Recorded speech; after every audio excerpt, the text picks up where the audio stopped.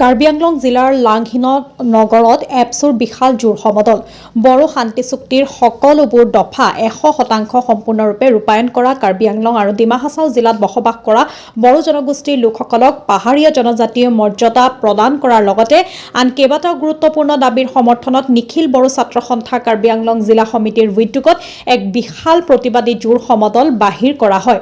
লাংহিন নগৰত অৱস্থিত কাৰ্বি আংলং জিলা এপছুৰ কাৰ্যালয়ৰ পৰা লাংহিন নগৰৰ মাজমজিয়াত এক বিশাল জোৰ সমদল উলিয়ায়। এপছু কাৰ্বি আংলং জিলা সমিতিৰ সভাপতি কল্যাণ ৰাভা ব্ৰহ্মৰ নেতৃত্বত লাংহিন নগৰৰ মাজেৰে উলিওৱা উক্ত বিশাল জোৰ সমদলত কাৰ্বি আংলং জিলা বড়ো অগ্ৰণী সংগঠনসমূহৰ নেতৃবৃন্দৰ লগতে স্থানীয় বড়ো ৰাইজৰ সহযোগত এই জোৰ সমদল বাহিৰ কৰা হয়। হাতে হাতে জোৰ শিখা লৈ অংশগ্ৰহণ কৰা এপছুৰ কৰ্মী সমৰ্থকে প্ৰধানমন্ত্ৰী নৰেন্দ্ৰ মোদী, গৃহমন্ত্ৰী অমিত শ্বাহ হামাৰে মাংগে পুৰি কৰোঁ, আমাৰ অধিকাৰ লাগিবই, ন' জাষ্টিছ ন' ৰেষ্ট, আমাৰ দাবী পূৰণ কৰক, এপছু জিন্দাবাদ আদি ধ্বনিৰে লাংহিন নগৰৰ আকাশ বতাহ উত্তাল কৰি তোলে। কাৰ্বি আংলং জিলাৰ ডকমকাৰ পৰা নেত্ৰকমল শৰ্মাৰ ৰিপৰ্ট, নিভাজ অসম লাইভ।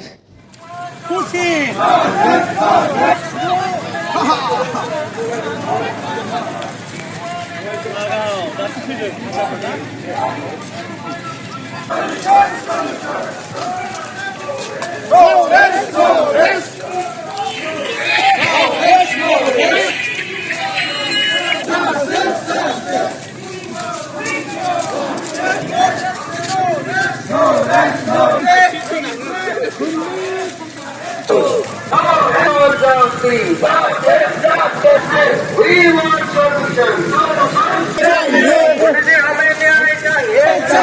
हमें साथ हमारी करो। पूरी करो, पूरी करो। हमें साथ हमारी मांगे पूरी करो, पूरी करो। हमें साथ हमारे करो, पूरी करो। We want solutions.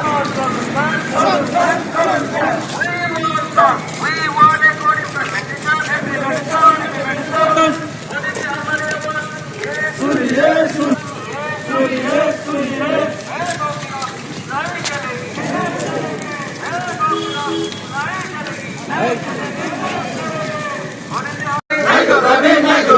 हमेशा से हमारी आवाज सुनिए,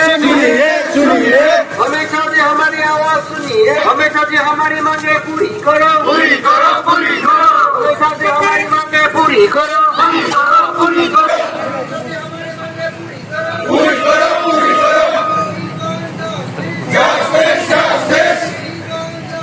Justice, justice. No rest, no rest. No rest, no rest. जोंनि जिउखौ दिनै 32 बोसोर एकर्डा दिनै मोनथाम एकर्डनि प्रिन्सिपाल गेदेमा सार आरो बे আমি নিখিল বড়ো ছাত্ৰ সন্থা কাৰ্বি আংলং ডিষ্ট্ৰিক্ট কমিটি আজি আমি জোৰ সমদল ইয়াত সমাপন কৰিছোঁ। নিখিল বড়ো ছাত্ৰ সন্থাৰ উদ্যোগত তথা অল আসামতে আজি জোৰ সমদল ইয়াত সমাপন কৰা হৈছে। আমি অলৰেডি আমাৰ জোৰ সমদলটো ইয়াত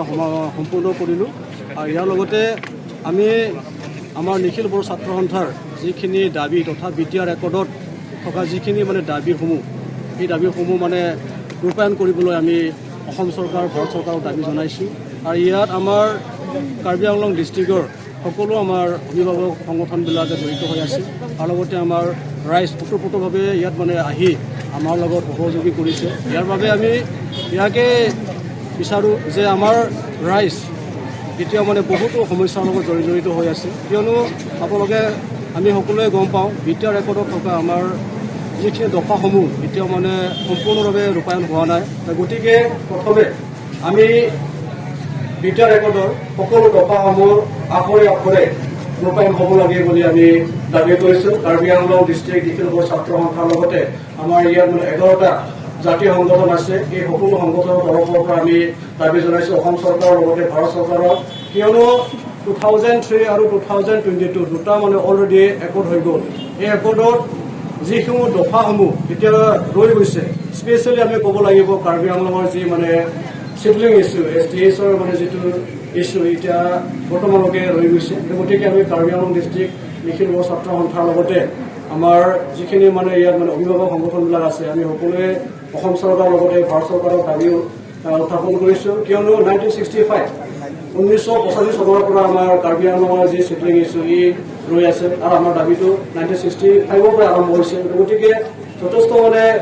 পুৰণি এটা দাবী সেইখিনি আমি দাবীটো মানে কাৰ্বি আংলং জিলাৰ হৈ আমি অসম চৰকাৰৰ লগতে ভাৰত চৰকাৰৰ দাবী